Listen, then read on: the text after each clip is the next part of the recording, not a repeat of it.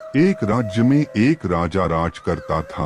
वह एक शानदार महल में रहता था जो कीमती पत्थरों से बना था और जिसमें तरह तरह की नक्काशियां की हुई थीं। महल इतना सुंदर था कि उसके चर्चे दूर दूर तक फैले हुए थे। उसके महल के मुकाबले का महल आसपास के किसी भी राज्य के राजा के पास नहीं था। जो भी राजा का महल देखता उसकी प्रशंसा के पुल बांध देता। अपने महल की प्रशंसा सुनकर राजा फूला नहीं समाता। धीरे धीरे उसमें घमंड घर कर गया। जो भी उसके महल में आता वह अपेक्षा करता कि उसके महल की प्रशंसा करे।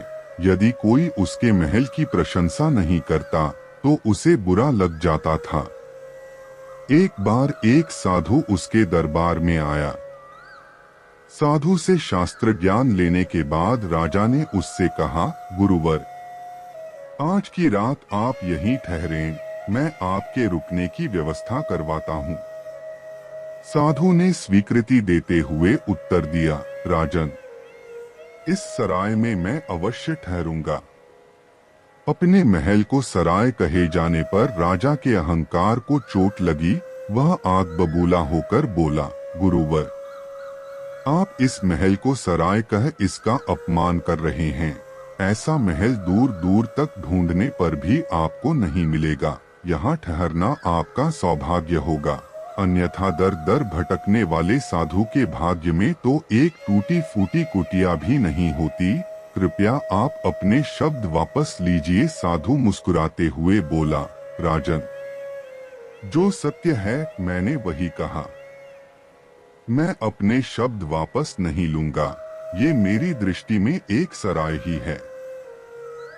यदि ऐसा है तो सिद्ध करके दिखाइए। राजा ने साधु को चुनौती दी। ठीक है, मेरे एक प्रश्न का उत्तर दो, साधु ने कहा। पूछिए।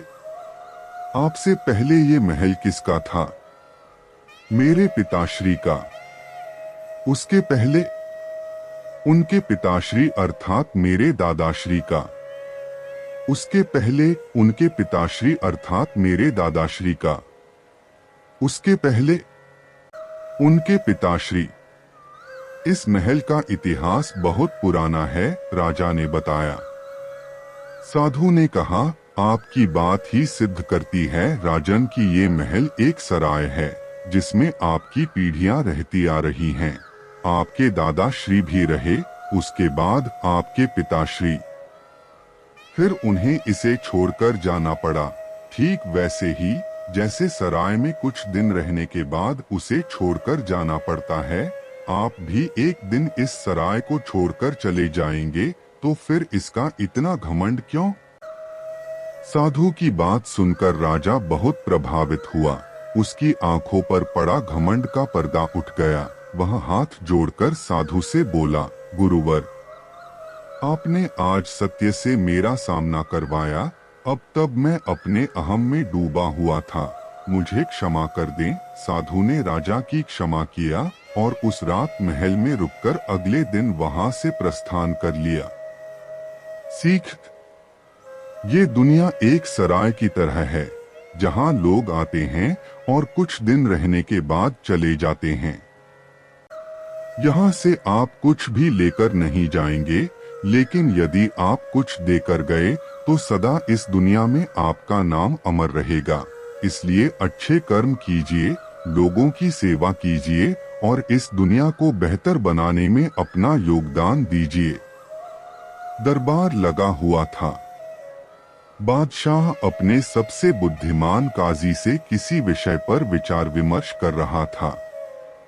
तभी कहीं से एक कौवा उड़ता हुआ आया और काव काव करता हुआ शोर मचाने लगा। कौवे के शोर से बादशाह और काजी के विचार विमर्श में खलल पड़ने लगा। कुछ देर तक तो बादशाह ने बर्दाश्त किया, लेकिन फिर उसे क्रोध आ गया। उसने सैनिकों को हुक्म दिया, फौरन इस परिंदे को निकाल बाहर करो। सैनिक फौरन हरकत में आए और कौवे को भगा दिया। बादशाह फिर से विचार विमर्श में लग गया। लेकिन कुछ समय बाद कौवा फिर से वहां आ गया और काव काव करने लगा। क्रोधित बादशाह ने सिपाहियों को हुक्म दिया, इस कौवे को जिंदा मत छोड़ो, अभी के अभी मौत के घाट उतार दो। सिपाही बादशाह का हुक्म बजाते उसके पहले ही बुद्धिमान काजी बोला, नहीं जहांपना, आप कौवे को मत मारिए, हो सकता है कि ये आपके पास कोई फरियाद लेकर आया हो। सिपाहियों से इसके आने की वजह पता करवाइए। बादशाह ने एक सिपाही से कहा, जाओ पता करो कि ये कौवा आखिर चाहता क्या है, बिना जाने वापस मत लौटना। जी हुजूर कहकर सिपाही कौवे की तरफ मुड़ा। कौवा महल के बाहर उड़ गया। सिपाही उसके पीछे पीछे जाने लगा। कौवा उड़ते उड़ते जंगल में चिनार के खूबसूरत पेड़ की एक डाली पर जा बैठा। उसमें एक घोंसला बना हुआ था। सिपाही भी कौवे के पीछे पीछे चिनार के पेड़ तक पहुंच गया। उसने देखा कि कौवा जिस पेड़ पर बैठा है उस पेड़ को एक लकड़हारा काट रहा है। सिपाही को देख कौवा काव-काव करने लगा। सिपाही को समझते देर नहीं लगी कि जिस पेड़ को लकड़हारा काट रहा है उसकी डाली पर कौवे का घोंसला है। वह लकड़हारे से बोला, सुनो, फौरन पेड़ काटना बंद करो। पेड़ काटने के पहले तुमने देखा नहीं कि इस पर एक परिंदे का घोंसला बना हुआ है। लकड़हारा कहाँ जानता था कि वह सिपाही बादशाह के हुक्म से उसे रोक रहा है। वह तैश में आ गया और बदतमीजी से जवाब दिया, मैं क्यों परिंदे का घोंसला देखूं? वह है क्या? तुमसे जरा सा कीमती होगा बस। लकड़हारे की बदतमीजी देख सिपाही को क्रोध आ गया। वह लकड़हारे को पकड़कर बादशाह के सामने ले गया।